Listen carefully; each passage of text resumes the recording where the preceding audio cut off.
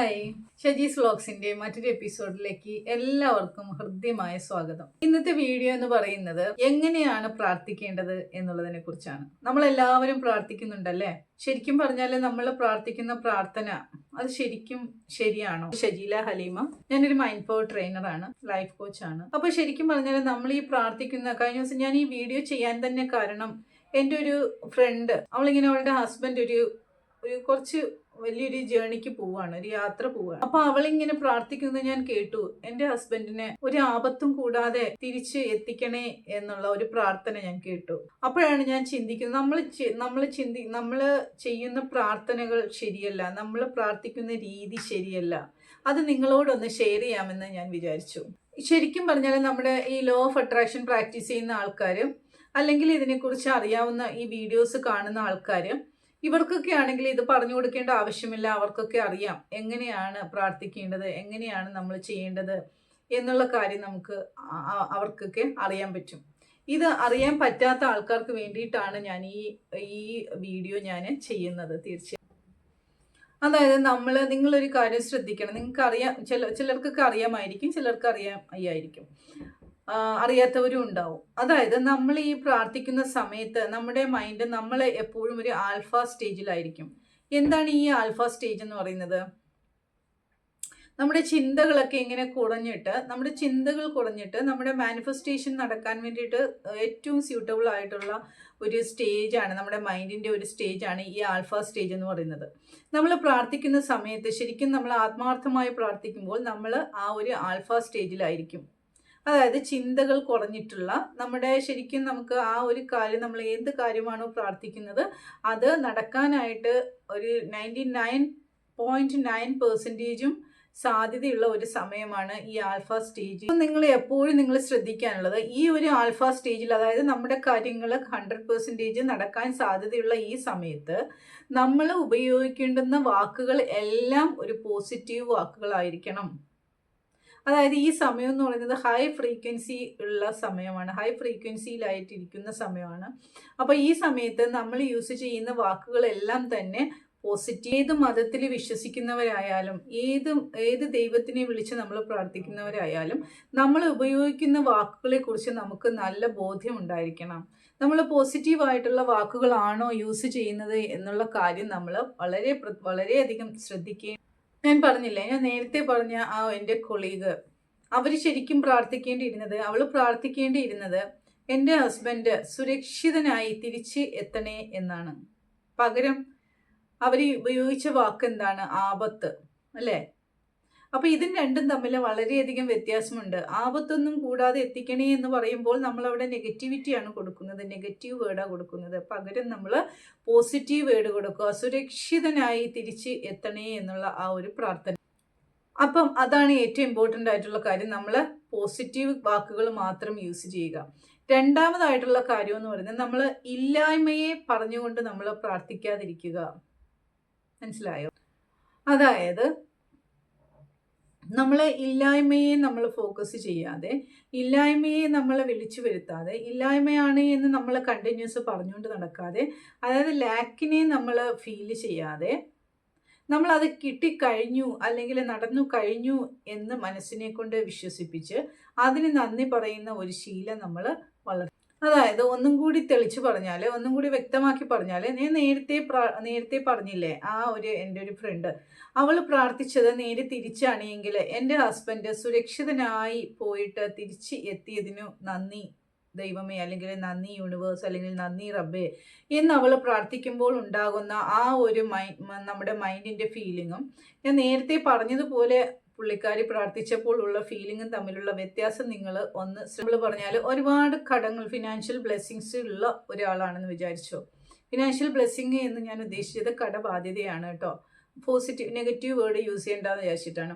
അപ്പം ഈ financial blessing ഉള്ള ഒരാൾ ഡെയിലി പ്രാർത്ഥിക്കുകയാണ്, എൻ്റെ കടബാധ്യത തീർത്തു തരണേ, എൻ്റെ കടങ്ങളെ മാറ്റിത്തരണേ എനിക്ക് എന്ന് പ്രാർത്ഥിക്കുമ്പോൾ ഉള്ള പ്രാർത്ഥനയും, നമ്മൾ അതിനെ തിരിച്ച് പോസിറ്റീവാക്കി എടുത്തുകൊണ്ട് എൻ്റെ കടങ്ങളെല്ലാം വീടാൻ എനിക്ക് കഴിഞ്ഞതിന് നന്ദി റബ്ബേ, അല്ലെങ്കിൽ നന്ദി യൂണിവേഴ്സ്, നന്ദി ദൈവമേ, അല്ലെങ്കിൽ എനിക്ക് സാമ്പത്തികമായ പുരോഗതി, എനിക്ക് സാമ്പത്തികമായ അനുദിനം ഞാൻ മെച്ചപ്പെട്ടുകൊണ്ടിരിക്കുന്നതിന് നന്ദി റബ്ബേ എന്ന് പറയുമ്പോൾ ഉണ്ടാകുന്ന രണ്ടും തമ്മിൽ വ്യത്യാസമുണ്ട്.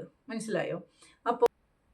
അപ്പോൾ തീർച്ചയായിട്ടും നിങ്ങൾ ശ്രദ്ധിക്കുക. നിങ്ങൾ ഒരിക്കലും നെഗറ്റീവ് വേർഡുകൾ യൂസ് ചെയ്തുകൊണ്ട് നിങ്ങൾ പ്രാർത്ഥിക്കരുത്. അത് നമുക്ക് ശരിക്കും നെഗറ്റീവായിട്ടുള്ള ഫലങ്ങൾ, ആ നെഗറ്റീവിനെ മാത്രമേ നമ്മൾ അട്രാക്റ്റ് ചെയ്യുള്ളൂ. തീർച്ചയായിട്ടും നിങ്ങൾ അതിന് പകരം നിങ്ങൾ പ്രാർത്ഥിക്കുമ്പോഴെല്ലാം നിങ്ങൾ പോസിറ്റീവായിട്ട് നിങ്ങൾ പ്രാർത്ഥിക്കുക.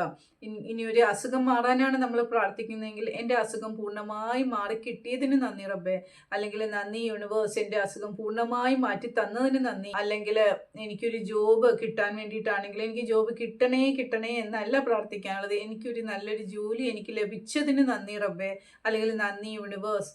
അല്ലെങ്കിൽ പിന്നെ വേറെന്താ നമുക്ക് പറയാനുള്ള എക്സാമ്പിൾ, എൻ്റെ മാരേജ് നടക്കാൻ വൈകുന്നവരാണെങ്കിൽ എൻ്റെ കല്യാണം ഞാൻ ഇഷ്ടപ്പെടുന്ന, അല്ലെങ്കിൽ എൻ്റെ വിവാഹം ഞാൻ ആഗ്രഹിച്ചതുപോലെ നല്ലൊരു പാർട്ട്ണറിനെ എനിക്ക് കിട്ടിയതിന്, എനിക്ക് ലഭിച്ചതിന് നന്ദി. അല്ലെങ്കിൽ പിന്നെ വേറെന്താ പറയാനുള്ളത്, ഈ നേരത്തെ പറഞ്ഞ പോലെ സുരക്ഷിതനായി തിരിച്ചെത്തിയതിന് നന്ദി റബ്ബേ, അല്ലെങ്കിൽ എൻ്റെ കുഞ്ഞുങ്ങൾ വളരെ നന്നായി പഠിക്കുന്ന കുട്ടികളായി മാറിക്കഴിഞ്ഞതിന് നന്ദി റബ്ബേ, എൻ്റെ കുട്ടികൾ മിടുക്കരായി വളരുന്നതിന് നന്ദി റബ്ബേ. അങ്ങനെ നമ്മൾ എല്ലാം ഇങ്ങനെ പോസിറ്റീവായിട്ടുള്ള ഒരു എന്താ പറയാ പ്രാർത്ഥനയിലേക്ക് നമ്മൾ മാറുക. ഇത് വളരെ വളരെ മീൻസ് എന്താ പറയാ, നമുക്ക് തന്നെ ആ ഒരു മാറ്റം നമുക്ക് ഫീൽ ചെയ്യാൻ പറ്റും. കാരണം നമ്മൾ ഈ ഇല്ലായ്മ പറഞ്ഞുകൊണ്ട്, നമ്മൾ ഈ കടബാധ്യതയെക്കുറിച്ച് പറഞ്ഞുകൊണ്ട് എപ്പോഴും നമ്മൾ പ്രാർത്ഥിക്കുകയാണെങ്കിൽ നമ്മൾ 100% ആ കാര്യങ്ങളെ മാത്രമാണ് നമ്മൾ അട്രാക്ട് ചെയ്യുന്നത്. നേരെ മറിച്ച് എൻ്റെ കടബാധ്യത തീർന്നതിന് നന്ദി റബ്ബേ എന്ന് നമ്മൾ പറയുമ്പോൾ ആ ഒരു പോസിറ്റീവ് ഫീലിംഗ് ആണ് നമ്മുടെ മനസ്സിലേക്ക് വരുന്നത്. തീർച്ചയായിട്ടും അവിടെ പോസിറ്റീവ് ഫീലിംഗ് ഉണ്ടാകുമ്പോൾ എന്താ സംഭവിക്കുന്നത്, പോസിറ്റീവായിട്ടുള്ള കാര്യങ്ങളിലേക്ക് നമ്മൾ അട്രാക്ട് ചെയ്യപ്പെടും. അത് എത്രയും പെട്ടെന്ന് വീടാനുള്ള കാര്യങ്ങൾ നമ്മുടെ യൂണിവേഴ്സ് നമ്മളിലേക്ക് എത്തിച്ചു തരും. അല്ലെങ്കിൽ ഇനി എന്തെങ്കിലും അസുഖങ്ങളുള്ളവരാണെങ്കിൽ എൻ്റെ അസുഖം പൂർണ്ണമായി മാറ്റിത്തന്നതിന് നന്ദി, അല്ലെങ്കിൽ ഞാൻ പരിപൂർണ്ണ ആരോഗ്യത്തോടെ ഇരിക്കുന്നതിന് നന്ദി എന്നുള്ള രീതിയിൽ നമ്മൾ പ്രാർത്ഥനകളെ നമ്മൾ മാറ്റിയെടുക്കും. അപ്പം ഒന്നും കൂടി ഞാൻ ചുരുക്കി പറയാം, നമ്മൾ പ്രാർത്ഥിക്കുന്ന സമയത്ത് നമ്മൾ നെഗറ്റീവായിട്ടുള്ള ഒരു വേർഡും നമ്മുടെ പ്രാർത്ഥനയിൽ യൂസ് ചെയ്യാൻ പാടില്ല. രണ്ടാമതായിട്ട് നമ്മൾ എപ്പോഴും പ്രാർത്ഥിക്കുമ്പോഴും നമ്മൾ ഗ്രേറ്റ്ഫുൾനെസ്സും കൂടി കൊണ്ടുവരിക, നമ്മുടെ ഗ്രാറ്റിറ്റ്യൂഡും കൂടി അതിനകത്ത് ഉൾപ്പെടുത്തുക, നന്ദി പറയുക. നമുക്ക് ഉള്ള കാര്യങ്ങൾക്ക് നമ്മൾ നന്ദി പറഞ്ഞ് ശീലിക്കുക. നമ്മളൊരു കാര്യം ഇല്ലായ്മയെ തന്നെ പറഞ്ഞുകൊണ്ട് അതിനെ അട്രാക്ട് ചെയ്യാൻ ശ്രമിക്കാതെ നമ്മൾ ഉള്ള കാര്യങ്ങൾക്ക് നന്ദി പറഞ്ഞുകൊണ്ട് പുതിയ പുതിയ കാര്യങ്ങൾ, പുതിയ നല്ല നല്ല കാര്യങ്ങൾ നമ്മളിലേക്ക് അട്രാക്ട് ചെയ്യാൻ വേണ്ടിയിട്ട് നമ്മൾ ശ്രമിക്കുക. ഈ അറിവുകളൊക്കെ എനിക്ക് ലഭിച്ചത് മുന്നേ ഞാനും നിങ്ങളെപ്പോലെ തന്നെയാണ് പ്രാർത്ഥിച്ചുകൊണ്ടിരുന്നത്. ഞാൻ ഈ ലൈഫ് കോച്ചിങ്ങും കാര്യങ്ങളൊക്കെ പഠിക്കുന്നതിന് ശേഷം, പഠിച്ച ലോ ഓഫ് അട്രാക്ഷനെ കുറിച്ചും ഒക്കെ അറിഞ്ഞതിന് ശേഷമാണ് ഞാനും എൻ്റെ പ്രാർത്ഥന, എൻ്റെ ലൈഫിനെ തന്നെ ഞാൻ ചേഞ്ച് ചെയ്തത്. അപ്പോൾ അതുകൊണ്ട് നിങ്ങൾ ഓരോരുത്തരും ഇനി മുതൽക്ക് നിങ്ങൾ പ്രാർത്ഥിക്കുമ്പോൾ വളരെ വളരെ ശ്രദ്ധിക്കേണ്ടുന്ന ഒരു കാര്യമാണ്. ഇതാരും നിങ്ങൾക്ക് പറഞ്ഞു തരത്തില്ല കേട്ടോ. കാരണം എൻ്റെ മൈൻഡ് എന്ന് പറയുന്നത് എന്നെപ്പോലെ തന്നെ എല്ലാവരും നല്ല ഹാപ്പി ആയിട്ട്, എല്ലാവരും നല്ല സന്തോഷത്തോടു കൂടി, എല്ലാവരും നല്ല സാമ്പത്തിക പുരോഗതി ഉള്ളവരായിട്ട്, ഒരു ഫിനാൻഷ്യൽ ബ്ലെസ്സിങ്ങും ഇല്ലാത്ത രീതിയിൽ എല്ലാ കുടുംബങ്ങളും നല്ല സന്തോഷകരമായിട്ട് ജീവിക്കട്ടെ എന്നുള്ളൊരാഗ്രഹം എൻ്റെ മനസ്സിലുള്ളത് കൊണ്ടാണ് കേട്ടോ. എല്ലാവരും നല്ല ഉയർച്ചയിലേക്ക് വരട്ടെ എന്ന് ആഗ്രഹിക്കുന്നതുകൊണ്ടാണ്. അതുകൊണ്ട് തന്നെ നിങ്ങൾ തീർച്ചയായിട്ടും നിങ്ങൾ പ്രത്യേകം ശ്രദ്ധിക്കുക. നിങ്ങൾ എപ്പോഴും ശ്രദ്ധിക്കുക, നിങ്ങളുടെ തോട്ട് എന്ന് പറയുന്നത് എപ്പോഴും പോസിറ്റീവ് തന്നെ ആയിരിക്കട്ടെ. നിങ്ങളുടെ പ്രാർത്ഥനകൾ എപ്പോഴും പോസിറ്റീവ് വേർഡ് കൊണ്ട് നിങ്ങൾ നിറയ്ക്കുക. നിങ്ങൾക്ക് എന്ത് കാര്യം വേണമെങ്കിലും നിങ്ങൾക്ക് നിങ്ങളുടെ യൂണിവേഴ്സിനോട്, നമ്മുടെ പടച്ചിറപ്പിനോട് നമുക്ക് പ്രാർത്ഥിക്കാം.